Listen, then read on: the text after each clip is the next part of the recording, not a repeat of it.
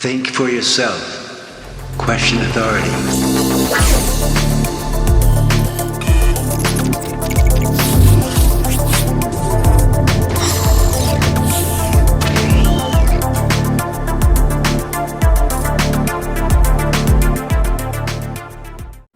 What's up, everybody? Welcome back. Now, it's just been a few days since we had our last video, since the reported Digitimes article where they talked about the new Nintendo Switch for 2020 was coming and starting production in the first quarter of this year to be released by the halfway point of 2020. Now, that of course has been the hot topic, and we will continue with that in this video, but there is more to talk about as well with a recent interview with Nikkei from Shintaro Furukawa, who discussed Nintendo and various aspects in gaming, but he has something very interesting to talk about with technology. Now, if you think about Nintendo, usually in the past, over the last decade or more so, even past the Wii all the way back into the GameCube, they haven't really talked about technology in a sense where the actual technology itself will enhance your user experience. Usually when you think about user experiences, you think about graphics and how you enjoy the gameplay and how you enjoy the user experience itself from playing the game. And with Nintendo, it's been more about the user interface with the Wii, the Wii U, and they've been, they haven't talked too much about graphics that much with the Nintendo Switch. And this is the first time that Shintaro Furukawa has kind of hinted a little bit that technology, actually, the advancements in technology just so happens to enhance the user experience for the better. And let's take a look at what he said here in a question from Nikkei in this interview. So Nikkei asked him, how do games change with technology? And Furukawa said the most important thing when a new technology appears is how the quality of users' gaming experience changes.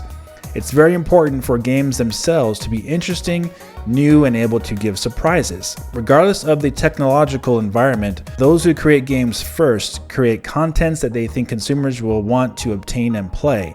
After that, if there is a technology that is useful for that, they'll adopt it. So this is the first time in a long time that I've heard a Nintendo president discuss technology in this type of way, specifically saying that the most important thing when a new technology appears is how the quality of the user's gaming experience changes.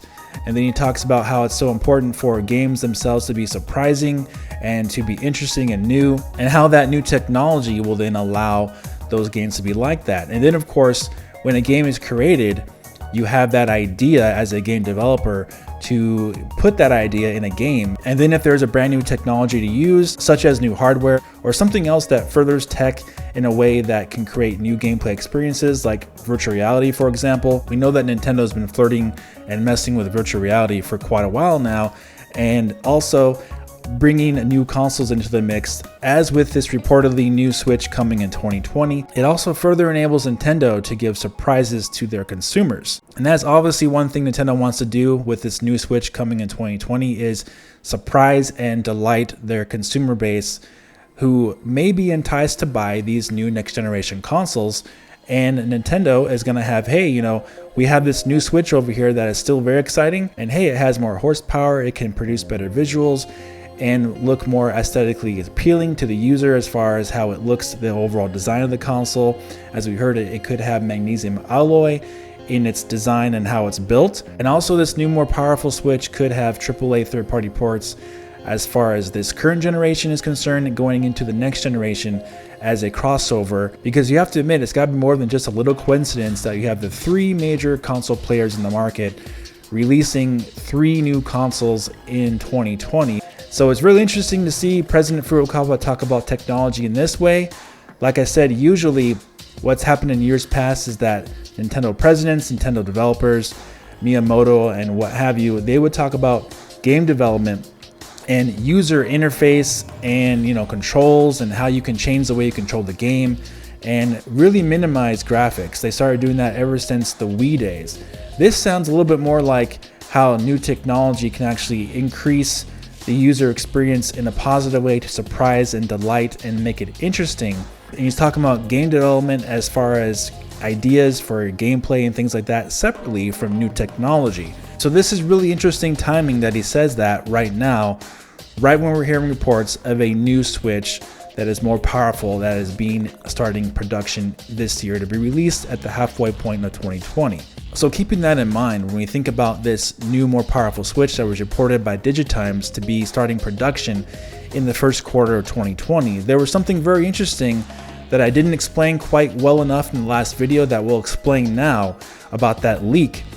And it was a leak basically from suppliers in production for this new Switch coming in 2020. So some very important things to take away from this information that was discussed from the Digitimes article is that the information that was supplied to them, it was supplier info as far as production was concerned on the console. So you have the magnesium alloy that was discussed, that whoever leaked the information, maybe it was Foxconn, but you have the magnesium alloy that obviously would create a better heat environment for this new, more powerful Switch, and also it would keep it more sturdy, more durable, so it wouldn't bend, warp, or crack.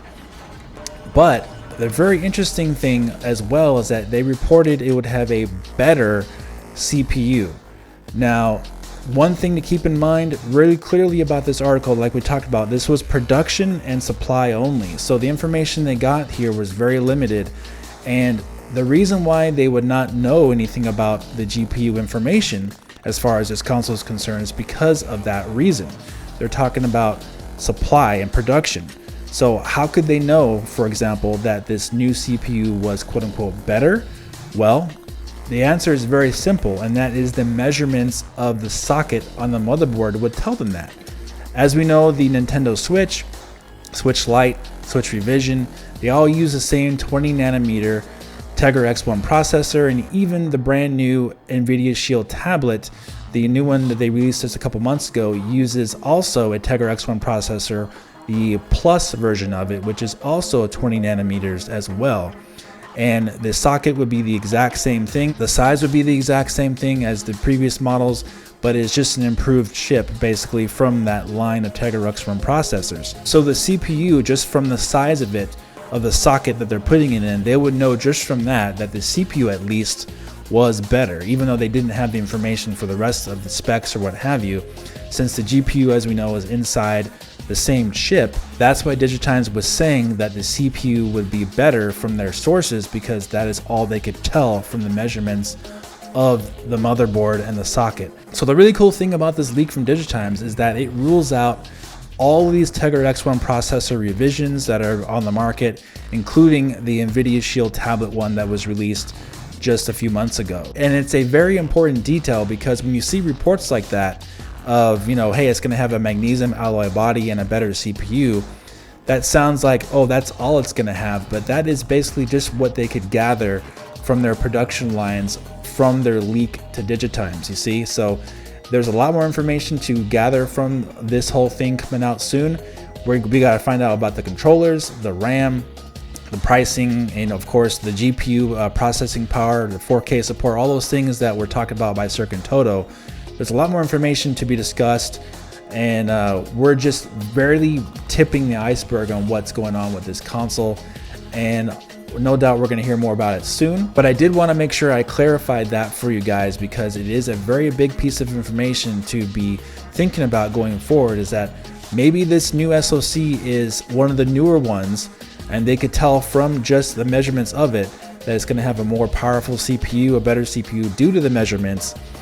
Maybe it's going to be 7 nanometers, because I think everything is basically using 7 nanometers now on the market since, I believe, very early 2019. Almost all these mobile devices are already on 7 nanometers. I think Intel's still using 10 nanometers, but most of these mobile devices are using 7 nanometers now. As we know, the Nintendo Switch, the current model, and the Revision, the Switch Lite are all on 20 nanometers. So that would be quite a big and better upgrade for this new Switch coming in 2020, just in time for the next generation of consoles. So really interesting stuff, guys. I want to thank you all so much for subscribing and watching the videos and everything. It's been a great start to 2020, and we have a long way to go. It's going to be really fun, and I can't wait to see more for what this console is going to be revealed on soon. And the more information we have on it, we're going to talk about it here. You can count on that. All right, guys, if you did enjoy this video, please hit the like button, subscribe for more, I'll talk to you very soon in the next video. Have a great day.